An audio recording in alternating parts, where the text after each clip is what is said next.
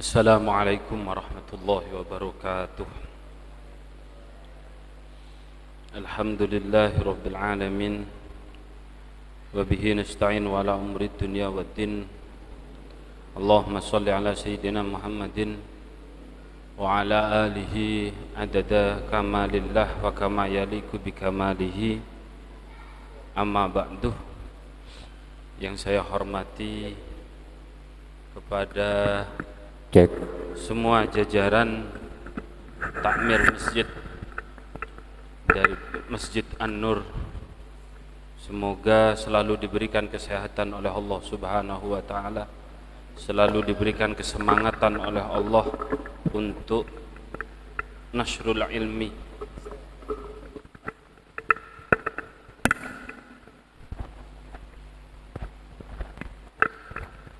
kesemangatan untuk nasrul ilmi, sehingga tetap kita semua termasuk dari kepada orang yang selalu belajar ilmu. Dikatakan di dalam sebuah keterangan ulama, di dalam Nasuil Ibadnya dikatakan, orang yang mati di dalam keadaan mencari ilmu dimanapun tempatnya, asal niatnya selalu ditanamkan untuk mencari ilmu, maka insya Allah matinya dalam keadaan syahid. Sehingga kita semua insya Allah nanti matinya mati dalam keadaan syahid, dan terutama mati dalam keadaan husnul khotimah. Alhamdulillah, para bapak ibu yang dirahmati oleh Allah, pada malam hari ini kita akan membahas tentang najis dan bagaimana cara menghilangkannya. Para bapak ibu, najis itu secara bahasa adalah asyai'u al-mustakdar, yaitu apapun yang menjijikkan, itu secara bahasa. Tetapi secara syariat atau secara istilahi yang biasa dipakai digunakan oleh para ulama ialah setiap apapun yang kiranya itu haram untuk digunakan secara mutlak, baik sedikit maupun banyak, maka perkara itu dinamakan najis. Kenapa kok para ulama itu di dalam setiap apapun selalu menggunakan dua pengertian? Karena ketika kita menggunakan pengertian yang pertama, setiap apapun yang menjijikkan itu najis, maka akan sangat umum, termasuk sisi sisi ini kan apa? Umbel, kenapa? Ingus itu kan juga menjijikkan, maka bisa masuk kategori najis karena memang menjijikkan. Tetapi pada ingus itu walaupun menjijikkan tetapi tidak dinamakan najis. Kenapa? Karena di sana tidak terkandung haram secara mutlak, kecuali memang diperjualbelikan pasti haram. Tetapi itu tidaklah menjadi sebuah hal yang najis.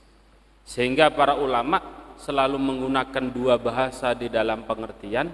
Ada pengertian yang secara bahasa, ada juga pengertian yang secara istilah atau syar'an yang digunakan oleh para ulama. Para bapak ibu, sesuatu hal yang haram secara mutlak ini tadi adalah berbagai macam hal, mulai dari ma'asuhulati tamyiz, baik mudah dibedakan. Haramnya tadi itu bukan karena mulianya, haramnya tadi itu bukan karena menjijikkannya, haramnya tadi itu bukan karena daruratnya, tetapi memang perkara tersebut haram untuk kita gunakan, maka itu adalah dimasukkan ke kategori najis. Kenapa kok haram? Maksudnya menjadi sebuah pembagian. Ada sesuatu hal yang diharamkan, tetapi dasar keharamannya itu karena mulia, seperti halnya bangkainya manusia. Dasar keharaman untuk dikonsumsi itu karena mulianya anak Adam. Kalau hewan yang lain dasar haramnya itu bukan karena mulianya tetapi karena memang dirinya haram. Seperti halnya anjing, babi dan sejenisnya. Kemudian juga ada yang memang haram karena bukan karena menjijikkan. Karena ada sesuatu hal yang menjijikkan tapi tidak haram. Dalam arti tidak najis. Apa? Mani. Mani itu menjijikkan tetapi tidak najis, suci. Bahkan Rasulullah di dalam hadisnya dikatakan pernah sholat memakai pakaiannya yang di situ masih ada bekas maninya.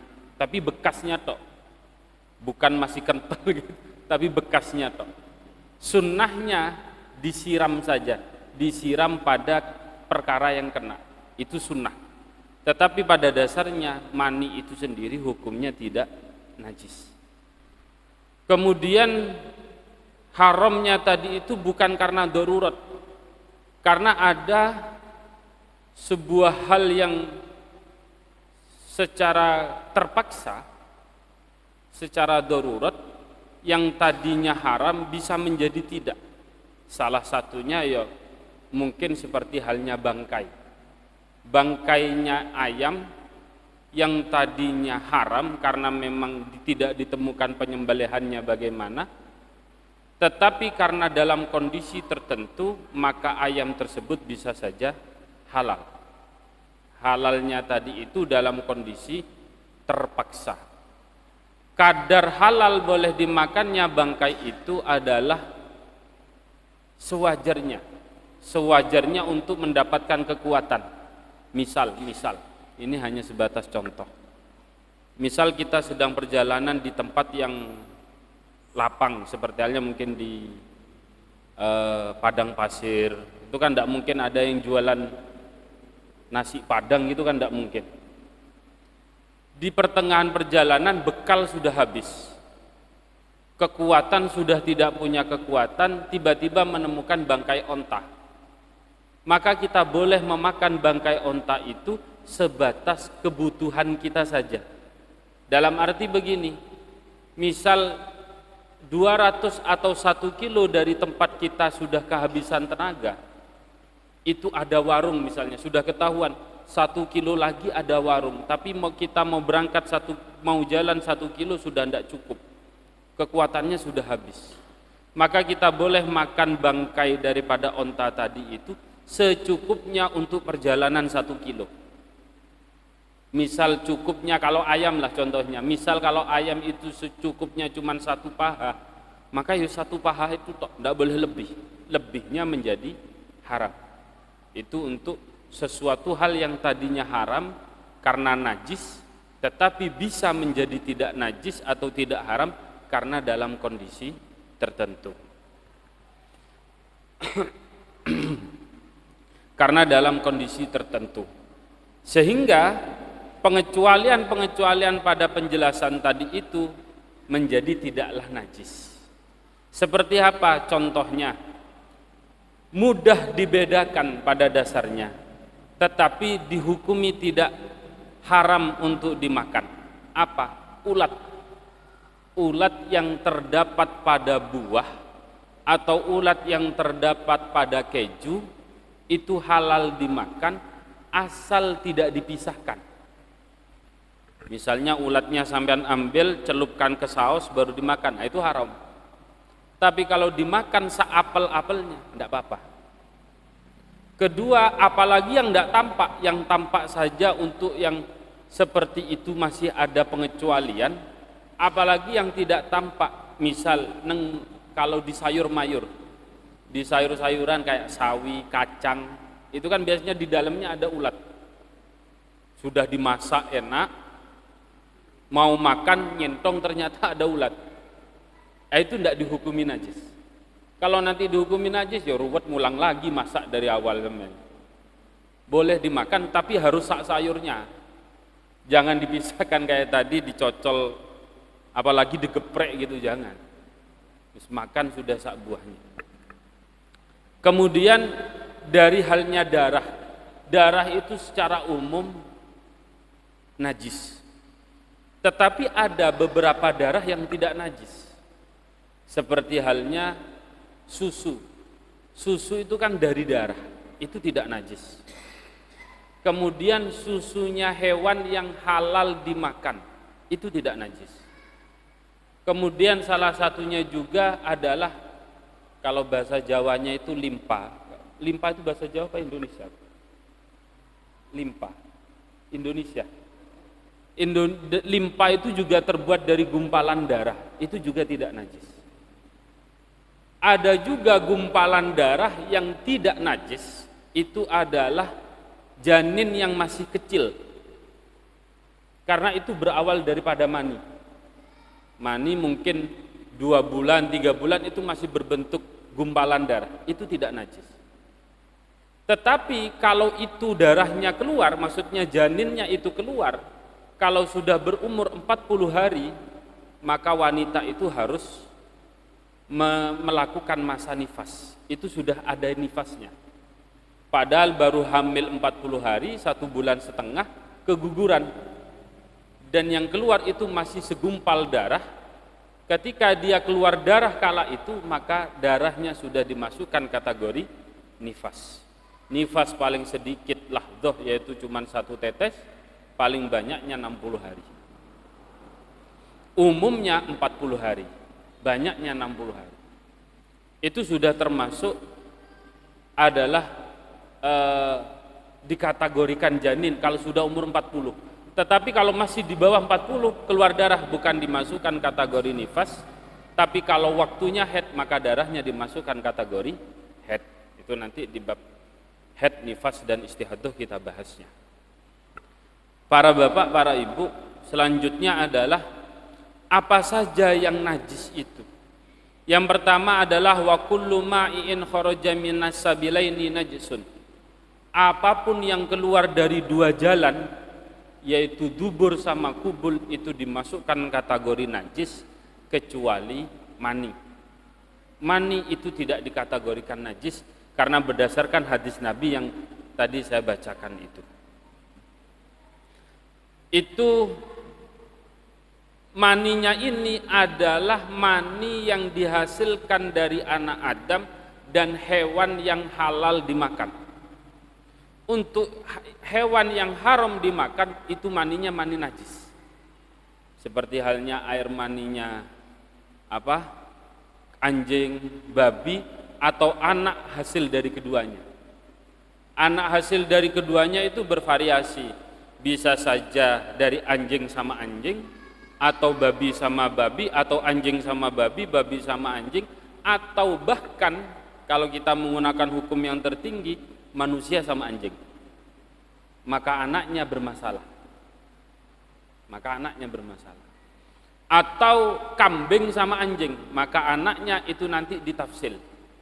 Jika lebih dominan kambingnya dalam bentuk 100% kambing, maka bisa diikutkan kategori kambing. Tapi kok ada separuh kakinya mirip anjing, bisa masukkan di kategori anjing. Maka itu adalah termasuk salah satu dari beberapa hal yang najis. Makanya entah apa sudah ada hasil ibarat bahsul masailnya atau belum, saya kurang paham.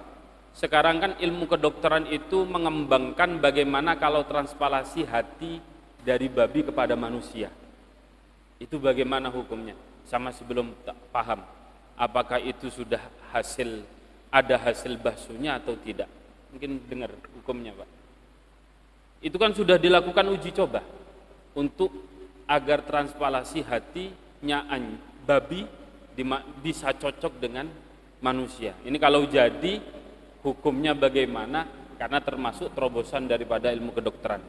Sedangkan fikih itu hukumnya fleksibel, ngikuti zamannya seperti apa. Kemudian daripada itu adalah wa ghuslul jami'il abwal wal arwath wajibun.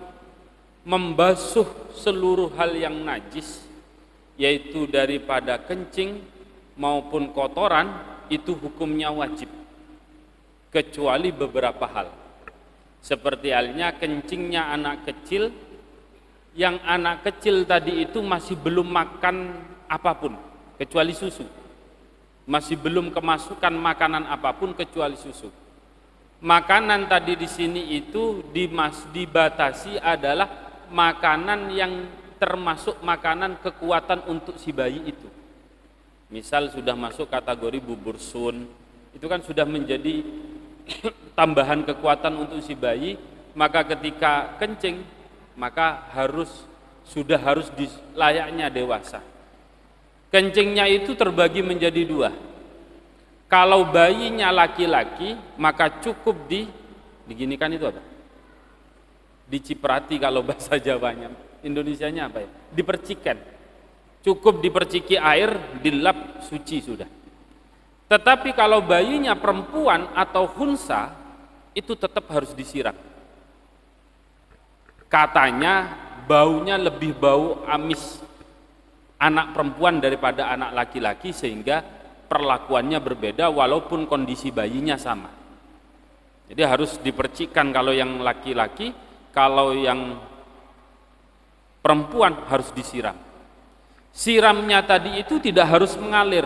Pokoknya ada air yang mengalir, sudah ada air yang mengalir pada tempat itu, sudah beres. Ini untuk kencing dan kotoran itu harus disiram, harus dibersihkan. Kemudian bagaimana ketika problem tadi ini sudah berusaha tapi tetap ada? Contoh, orang yang ngompol, itu kan kasurnya sudah disiram kayak apa, baunya tetap ada. Maka ketika sudah berusaha seperti apapun, baunya tetap ada, hukum baunya itu dimasukkan kategori hukum ma'fu. Sama seperti halnya, mohon maaf, kita kalau habis buang air besar, di tangan kita kan masih ada sisa-sisa bau.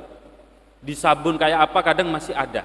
Apalagi habis makan pete, jengkol atau apa itu 3 hari 3 malam insya Allah. Itu kan tidak bisa dihilangkan. Itu maka nanti ketika sudah disabun atau sudah berusaha sedemikian mungkin kok tetap ada, maka baunya tadi itu sudah dinamakan najis yang ma'fu. Karena najis itu harus ketika kita membersihkan, harus 3 komponennya harus hilang. 1 adalah rasa, 2 adalah bau, 3 adalah warna. Ketiga komponennya ini harus hilang secara bersama. Harus hilang, dicicil ya harus hilang. Harus hilang. Tiga-tiganya harus hilang. Maka ketika nanti sudah sulit dilakukan, maka ya sudah, mau bagaimana lagi? Maka nanti hukum najis yang masih ada baunya, maka itu sudah dihukumi najis ma'fu. Dalam arti dimaafkan. Kalau di dalam hukum madhab Syafi'i, menghilangkan najis dengan cara dijemur itu tidak berlaku. Misal sofa, masa sofa mau dicuci? Kan tidak mungkin. Apalagi kadang kasur-kasur kuno kan tidak mungkin dicuci. Kalau menurut madhab Syafi'i, dijemur itu tidak cukup. Madhab Syafi'i. Tapi menurut madhab Abi Hanifah, dijemur itu sudah cukup. Kalau madhab Syafi'i tetap harus disiram, harus dihilangkan 3 komponen itu. Kalau madhabnya Abi Hanifah, cukup saja dijemur, sudah dianggap hilang najisnya. Najisnya kalau masih ada maka berubah menjadi najis ma'fu. Nanti larinya ke sana. Karena kan kalau sofa mungkin yang kulitnya, bungkusnya itu dari kain-kain yang murah, itu kan rusak kalau disiram terus. Ya kalau orang kaya dikencingi, buang beli baru ya enggak apa-apa. Tapi ya termasuk menyia-nyiakan harta, mubadzir. Kemudian daripada najis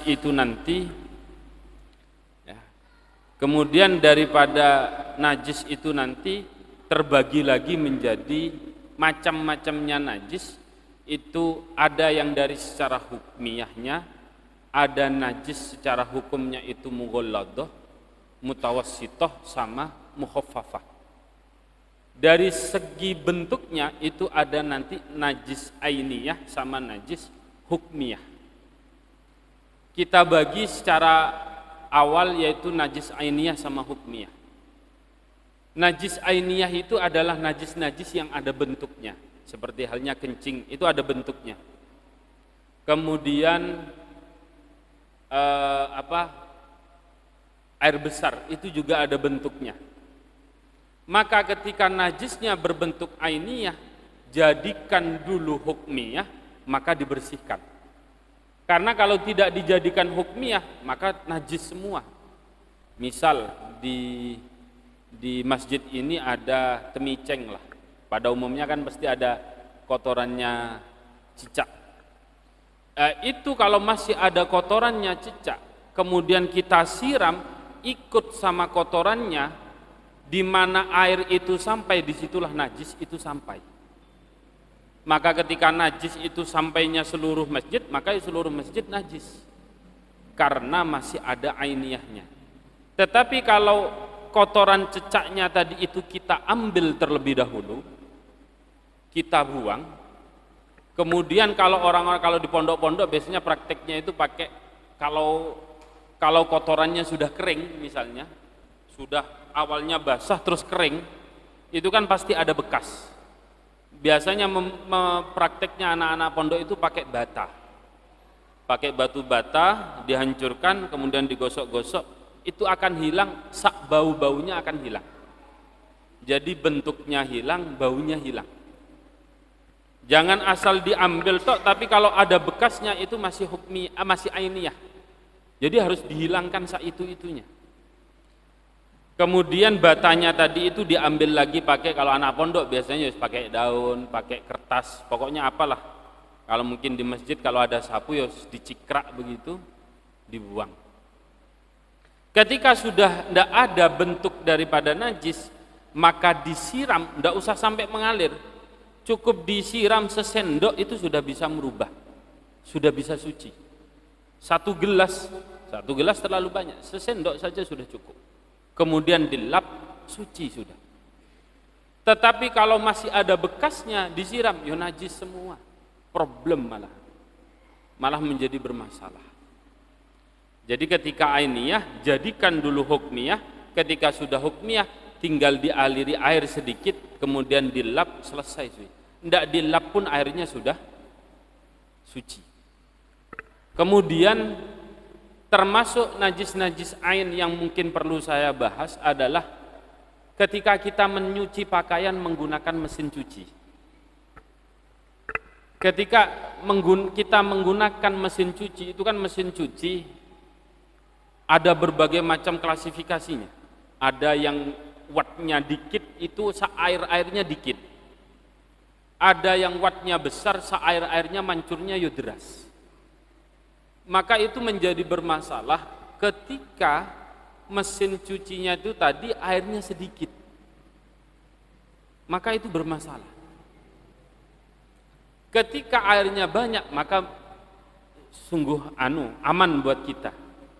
Makanya kita perlu, biasanya para kiai-kiai ketika mau menggunakan itu, biasanya itu dicuci terlebih dahulu di luar mesin cuci.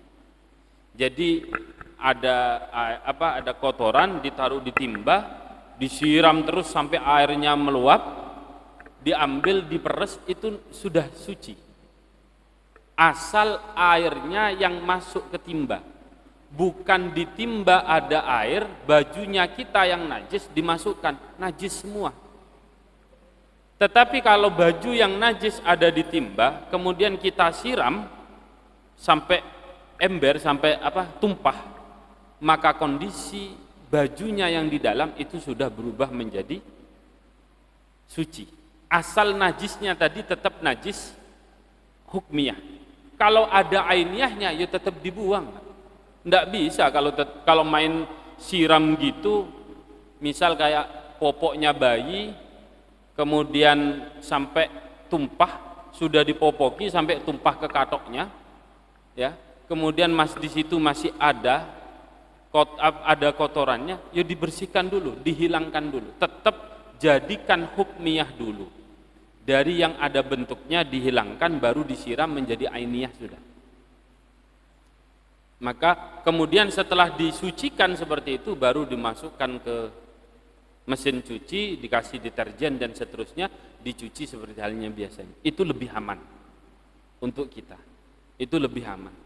Karena hal yang seperti ini banyak kita temukan, baik walaupun kadang di pesantren sudah diulang-ulang, kadang tetap ada yang tidak memperhatikan itu semua. Kemudian genangan-genangan air yang dihasilkan dari hujan itu suci, selama kita tidak mengetahui atau tidak melihat bahwasannya pada genangan itu ada kotorannya. Selama kita tidak mengetahui, suci. Tapi kalau sudah jelas-jelas genangan itu dihasilkan dari kita menguras septic tank kita, maka ya najis. Tidak bisa menggunakan dalil apapun, tidak bisa. Kalau yang dihasilkan dari hujan itu suci. Misal di cor-coran rumah kita yang menjadi talang, itu kan pasti ada kotorannya, kucing tah, cicak tah, atau apa kan pasti ada. Itu kalau terguyur hujan, bawahnya aman, karena airnya berjumlah banyak. Karena airnya berjumlah banyak. Kalau kun gerimis kan tak mungkin turun biasanya ada air.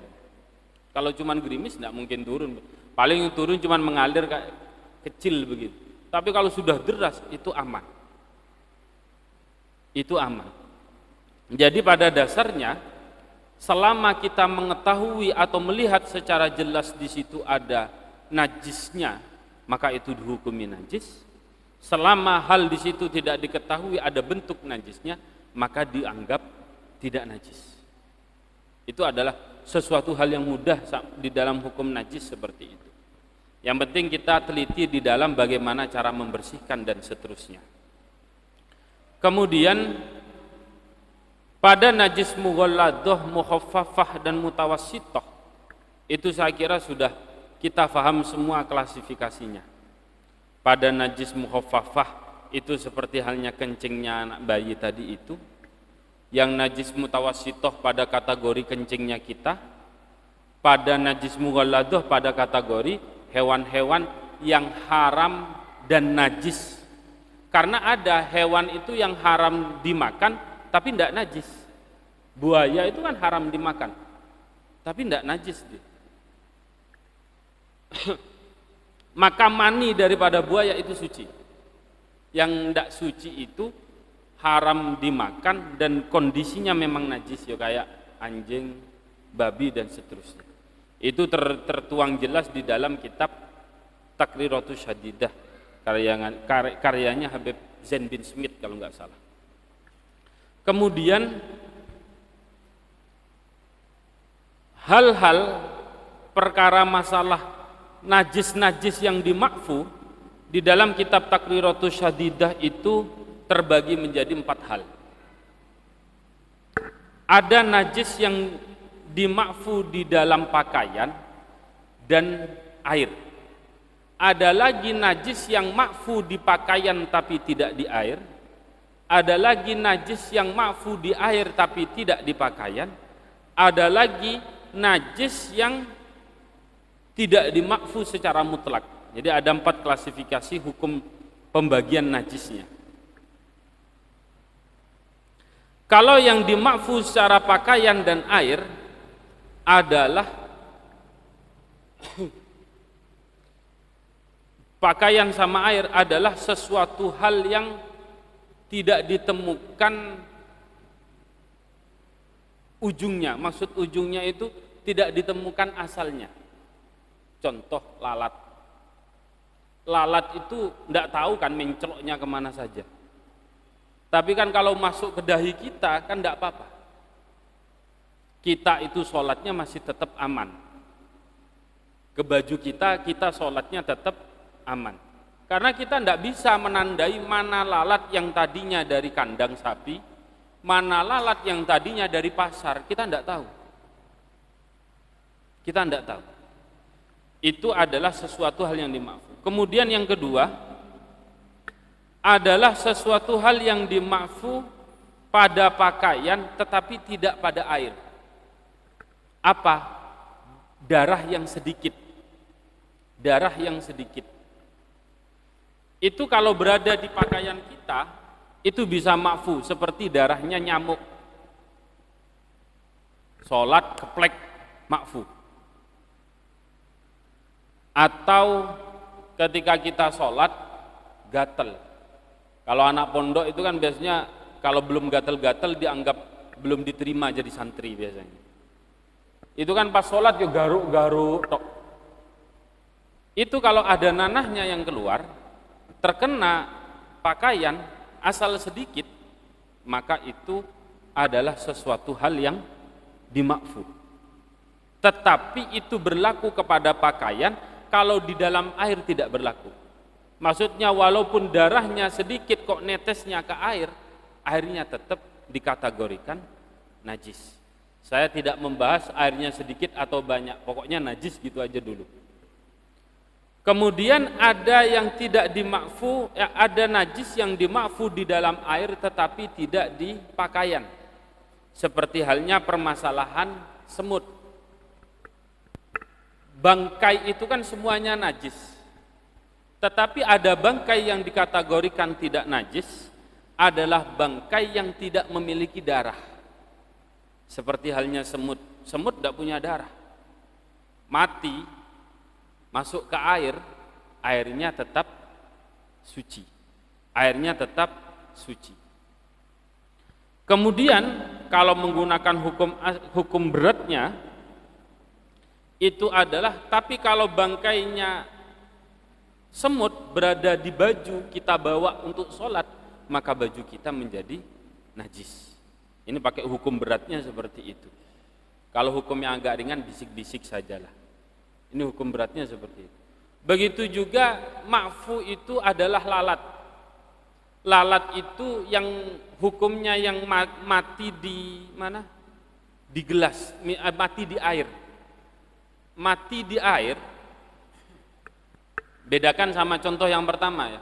Contoh yang pertama itu kan karena hinggap. Kalau yang kedua bangkainya. Bangkainya lalat itu tidak najis kalau berada di dalam air. Makanya sehingga ketika lalat itu tadi masuk ke minuman kita, maka masukkan sekali lagi, angkat, buang.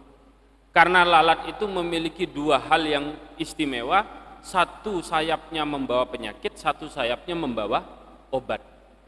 Jadi kalau lalatnya masuk ke kopi kita, masukkan lagi, angkat, baru angkat. Jangan langsung diangkat, takutnya yang jatuh cuma penyakitnya tok, obatnya malah tidak jatuh. Celupkan sekalian, baru angkat. Itu sunnahnya seperti itu. Kemudian ketika najis-najis yang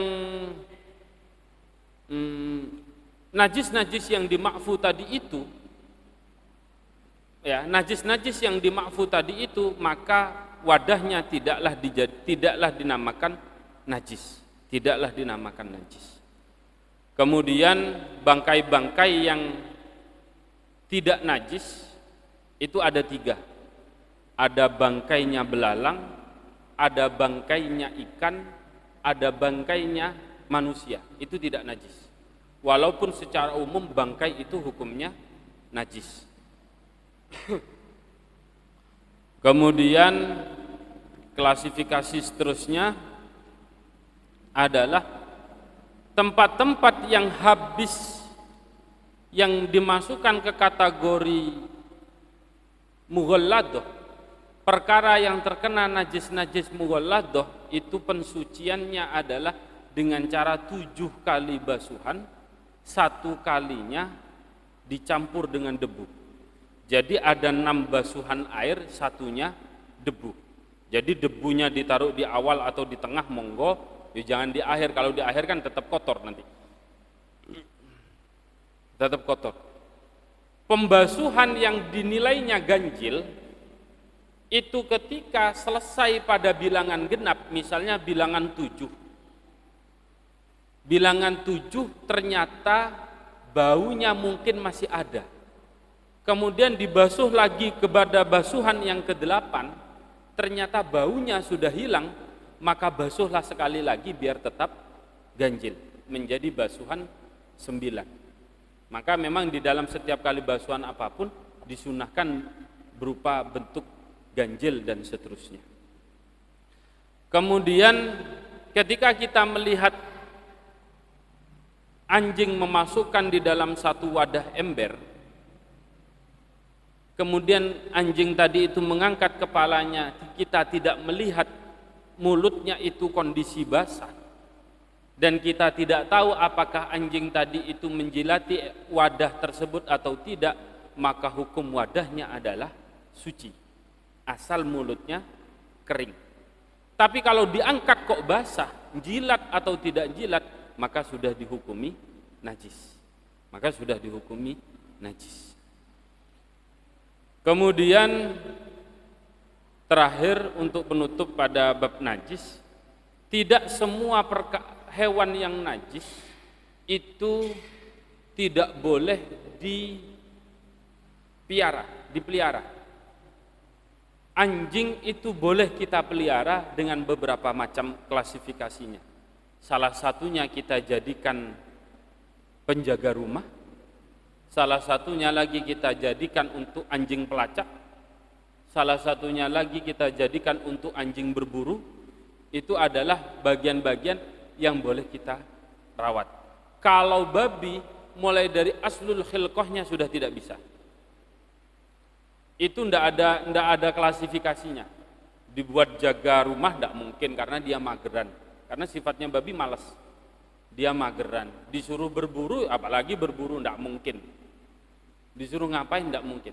Karena ketidakmungkinan itu maka hukumnya najis. Maka sebagai saran daripada saya, ketika ada saudara, kerabat, teman kita yang bekerja pada di rumah, orang yang non muslim yang ketepatan memang piara anjing, maka kita seyogyanya harus tetap mensterilkan wilayah kamar kita. Karena kita sama wilayah kamar orang pembantu tadi itu ART, karena kita tidak tahu, walaupun secara klasifikasi masalah anjing itu banyak perbedaan ulama. Ada yang bulunya itu tidak najis, ada yang mengatakan memang najis, ada yang mengatakan kalau basah najis, kalau kering tidak. Tetapi kita mengambil unsur kehati-hatiannya, betul-betul kita sterilkan, walaupun di luar itu semuanya sudah terdampak dan seterusnya. Itu perlu kita ingatkan kepada mereka. Dan bekerja kepada mereka itu hukumnya halal-halal saja, tidak ada yang haram. Di dalam hukum kaidah fikihnya, bekerja kepada non muslim itu hukumnya halal, tidak haram. Hukumnya halal, tidak haram. Kemudian yang terakhir, sesuatu hal yang najis itu bisa berubah menjadi suci. Yang pertama adalah khomer.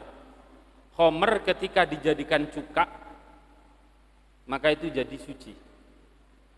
Kemudian kulit sapi, baik yang disembelih maupun yang bangkai, itu semuanya najis.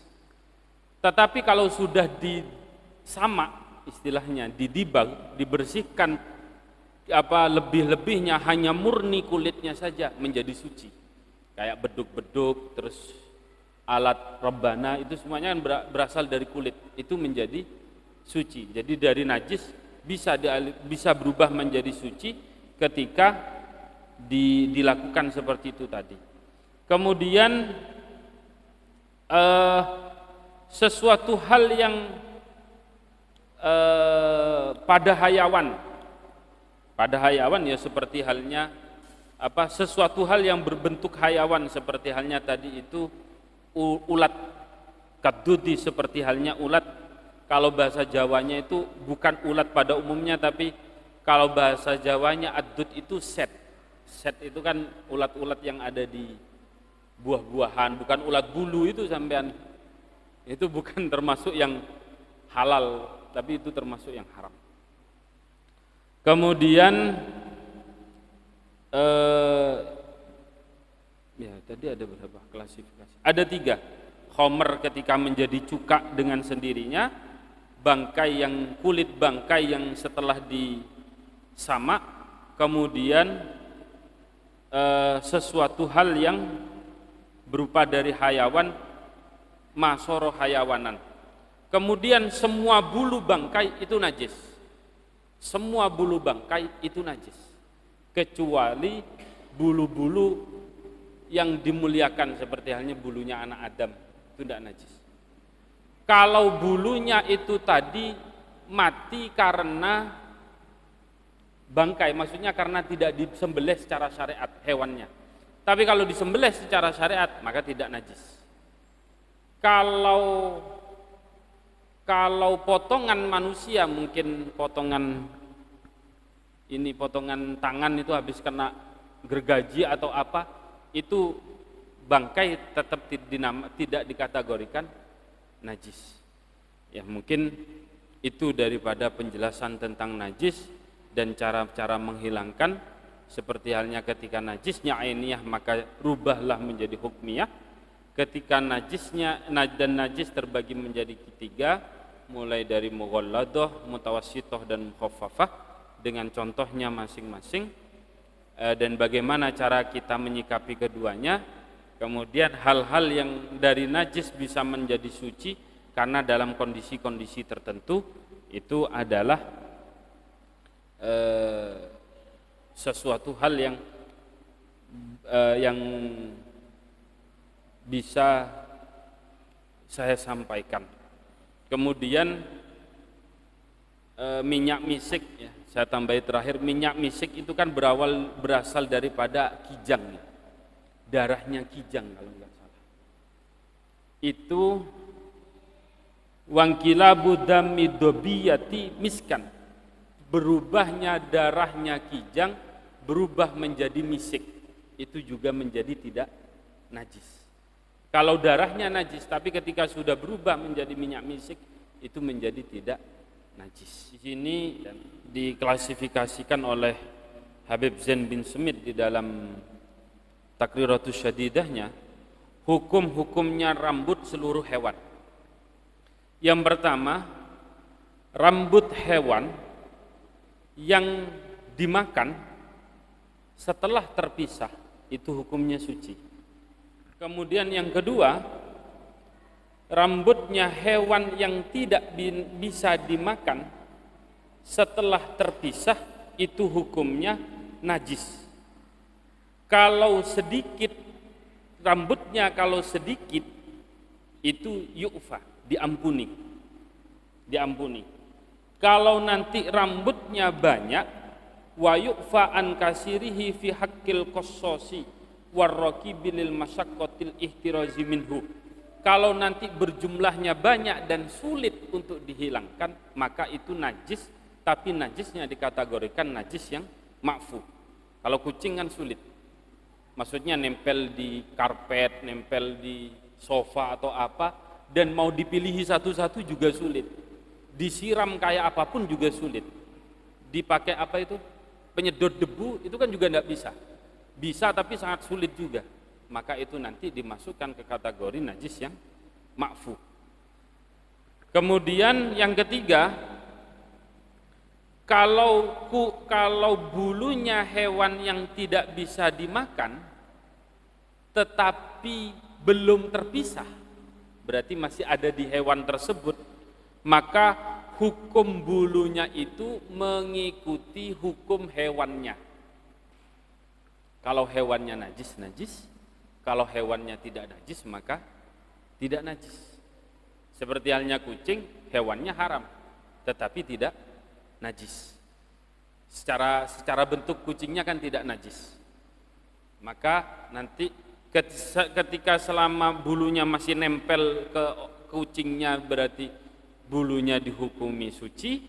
Ketika sudah terpisah, kalau sedikit dihukumi ma'fu karena min ghairi mughalladin, karena bukan sesuatu hal yang berat.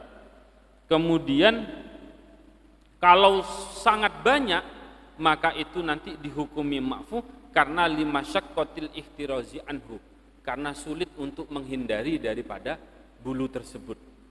Jadi untuk masalah bulu hukumnya nanti suci.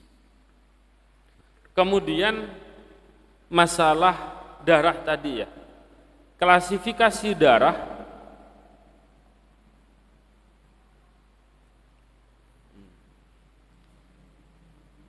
klasifikasi darah ada 9 darah yang tidak ada 10 darah yang suci. Termasuk tadi itu limpa, kemudian misik yang dari darahnya hewan kijang, kemudian darah dari hewan yang darah dari bangkainya ikan sama belalang itu juga termasuk yang dimakfu. Kemudian termasuk mani, susu itu juga makfu, janin itu juga makfu. Janin yang keguguran itu kan masih berbentuk gumpalan darah, itu juga masih makfu. Kemudian bagaimana ketika menyikapi di gusi tadi itu, ketika sholat gusinya memang bengkak, kemudian kita sudah antisipasi, kita menggunakan hukum yang sudah antisipasi, mungkin sudah diganjel kapas atau bagaimana, kok memang masih mengucur, tapi pada awalnya sudah dianggap tidak mengucur, pas ternyata ketika bergerak ternyata mengucur, maka hukum darahnya menjadi makfu. Hukum darahnya menjadi makfu. Tetapi kalau akibat daripada kecerobohan, maka hukum darah yang berada di mulut ketika hukumnya sedikit, saya kira darah gusi itu masih sedikit darahnya, itu masuk kepada kategori darah yang makfu. Masuk kepada kategori darah yang makfu karena tadi itu sulit untuk dihindari. Karena kita tidak bisa untuk memaksa darah itu untuk tidak keluar. Kadang walaupun sudah disumpel ya tetap keluar. Kan tidak mungkin mengalir deras seperti halnya darah yang ada ketika kita luka. Maka saya rasa insya Allah kalau untuk darah yang berada di gusi, ketika dalam masa sedikit itu darahnya adalah darah yang dimakfu. Kemudian apakah perlu ketika darah tadi itu dimakfu atau dagingnya yang memakan hewan yang yang seperti halnya ulat berada di buah itu, mulut kita apakah menjadi najis atau tidak? Tidak. Kita tidak usah berkemur. Jadi habis makan ulat saapele, kemudian apakah mulut kita ini najis apa tidak? Tidak. Karena di dalam dunia najis itu terbagi dua. Ada najis, ada yang mutanajis. Mutanajis itu tadinya suci, kena najis menjadi mutanajis. Namanya perkara yang kena najis. Berarti masih bisa dihilangkan. Yang kedua, yang pertama itu najis, memang dari asli bentuknya najis. Dihilangkan kayak apa? Enggak bisa, tetap najis. Seperti halnya kotoran manusia. Itu mau bagaimanapun modelnya tetap najis. Berbeda kalau sudah kotorannya hewan, berbeda kalau sudah bentuknya keras. Kayak menjadi pupuk kandang. Kalau sudah berubah seperti itu, saya tadi membaca entah apa di Tausyah apa di sini saya lupa, itu dimasukkan ke kategori sesuatu hal yang tidak najis. Sehingga jual beli pupuk kandang itu diperbolehkan. Itu diperbolehkan. Karena hal yang najis tidak boleh diperjualbelikan. Tidak boleh diperjualbelikan. Mungkin itu Mas Barudin yang bisa saya sampaikan. Mungkin monggo yang lain. Masalah batas kalau untuk masalah nifas tidak. Karena memang batas minimalnya adalah lahdotan, batas banyaknya 60 hari, umumnya 40. Kalau terjadi di bawah itu, kalau misal 7 hari tadi sudah mampet, maka ya kembali dia sudah berubah menjadi suci. Tetapi kadar darah itu harus kita lihat. Karena darah nifas sama darah haid itu tetap kekuatannya berbeda, warna dan bentuknya tetap berbeda. Ketika darah tadi itu keluar lahdotan, kemudian darah itu satu tetes, kemudian darah itu tadi berubah warnanya, lebih berubah warnanya, dan pada saat itu dia itu waktunya haid, maka dia menjadi haid, bukan menjadi nifas. Kalau warnanya berubah, dia menjadi haid. Kemudian bagaimana? Karena umumnya di antara kita itu kan kalau orang hamil tidak haid, tapi ada yang haid. Misal waktunya 1 jam, waktu 2 jam sebelumnya lahiran dia haid, keluar darah dan waktunya haid, dan darahnya darah haid. Haid 2 jam, kemudian melahirkan, kemudian keluar darah yang setelahnya melahirkan pas, itu namanya darah nifas. Setelahnya itu kok berubah darahnya, maka darahnya sudah berubah menjadi darah haid lagi, seperti hukum awal. Itu untuk mensikapinya permasalahan haid. Kalau untuk yang keguguran itu, karena memang pengalaman pribadi. Jadi istri baru 1,5 bulan lebih 2 hari keguguran, saya bingung. Ini gumpalan darahnya dikategorikan janin apa tidak? Ketika janin maka ketika keluar darah maka nifas. Ketika tidak keluar darah maka tidak nifas. Kalau darah itu kan macam-macam tuh. Ada yang deras, pasca kejadian yang saya lihat pada istri saya, itu selama 3 hari keluarnya itu tidak deras, tidak seperti halnya halayanya haid, tetapi bercak terus yang keluar. Dan dia berada di luar masa haid, maka bercak yang keluar ini dimasukkan kategori nifas. Ya untungnya ada pengalaman itu, akhirnya saya buka lagi. Awalnya sudah lupa ini nifas apa enggak, pikiran sudah ngawur kemana-mana dan seterusnya. Itu jadi umumnya seperti halnya haid, umumnya itu kan 6-7 hari, 6 hari atau 7 hari. Tapi ada orang haid itu cuma 1 hari, yuk ada juga orang haid 10 hari, tidak apa-apa. Yang penting masih dalam batasnya, dan mengetahui sifat-sifatnya darah seperti apa, itu harus diketahui secara jelas.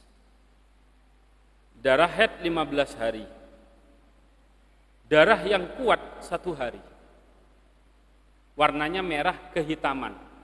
Hari yang kedua sudah berubah, sudah merah kecoklatan, bukan merah kehitaman tapi merah kecoklatan, maka hari kedua ini masih 50-50. Jika darahnya keluar terus sampai hari ke-16, ya sampai hari ke-16, maka hari kedua sampai hari ke-16 dinamakan istihadah. Terus sholatnya bagaimana? Apakah boleh sholat di hari kedua? Tidak boleh sholat. Tetapi ketika sudah ke hari 16, kok ketahuan ini darahnya darah istihadah, maka si perempuan tadi itu harus qadha 15 hari. Repot memang. Tapi kalau darahnya berubah coklat, kok tidak sampai lebih 15 hari, maka bisa, ada ulama yang mengatakan itu masih dimasukkan kategori darah haid. Ada yang begitu. Jadi agak repot kalau klasifikasi darah haidnya. Ya 1, kita tidak pengalaman. 2, kita tidak pernah bertanya. Kan tidak ada yang wawancara. Taunya tanggalnya tok sudah. Tidak pernah ada wawancara sama istrinya, adiknya, ibunya. Darahnya macam apa kan tidak pernah kita. Wes pokoknya tanggal sekian sampai sekian haid, gitu saja kita kadang. Jadinya repot kita. Padahal Imam Syafi'i menetapkan itu semua, wawancara sampai 100 orang, baru ditetapkan hukumnya ini dan seterusnya. Ya mungkin itu, yang lainnya atau sudah dicukupkan? Monggo.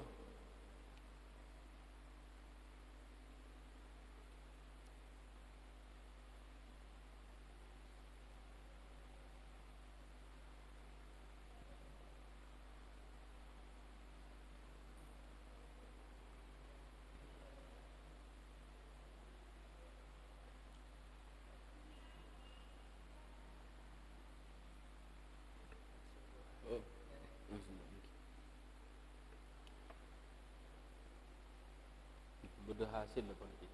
Hasil bahsu na berde nanti. Update kan. Ada dah? Kalau darurat enggak apa-apa kan. Semoga apa yang kita hasilkan pada malam hari ini bermanfaat untuk diri kita, keluarga kita, kerabat kita, dan saudara-saudara kita. Semoga kita selalu dimasukkan kategori orang yang mencari ilmu, sehingga ketika kita dalam meninggal masih dalam kategori orang yang mati syahid akhirat. Dan insya Allah orang yang mati syahid akhirat itu masuknya surga bila hisabin. Semoga kita termasuk kategori tersebut. Mari kita tutup pembacaan pengajian malam hari ini dengan pembacaan Al-Fatihah dan Wal Asri. Semoga apapun yang kita hasilkan, yang kita inginkan, semuanya diterima dan dimudahkan oleh Allah Subhanahu wa taala. Ila hadiniyah wa ala kulli niyatin shalihah ila hadratin nabiyina Muhammadin sallallahu alaihi wasallam wa ila hadrati jamil awliya wal ulama wal amilin wa ila hadrati jami'i mu'assisil hadzal masjid nur wa jami'i man tawaqqafa fi hadzal masjid wa jami'i man tasaddaqa fi hadzal masjid wa ila hadrati nabiyina Muhammadin sallallahu alaihi wasallam. Al-Fatihah. A'udzu billahi minasyaitonir rajim. Bismillahirrahmanirrahim. Alhamdulillahirabbil alamin. Ar-Rahmanir-Rahim. Maliki yaumiddin. Iyyaka na'budu wa iyyaka nasta'in. Ihdinas siratal mustaqim, siratal ladzina an'amta 'alaihim ghairil maghdubi 'alaihim waladdallin. Amin. Bismillahirrahmanirrahim. Wal 'asri innal insana lafi khusrin illa alladzina amanu wa 'amilus solihati wa tawassaw bil haqqi wa tawassaw bis sabr. Bismillahirrahmanirrahim. Wal 'asri innal insana lafi khusrin illa alladzina amanu wa 'amilus solihati wa tawassaw bil haqqi wa tawassaw bis sabr. Bismillahirrahmanirrahim. Wal 'asri innal insana lafi khusrin illa alladzina amanu wa 'amilus solihati wa tawassaw bil haqqi wa tawassaw bis sabr. Kurang lebihnya mohon maaf. Assalamualaikum warahmatullahi wabarakatuh.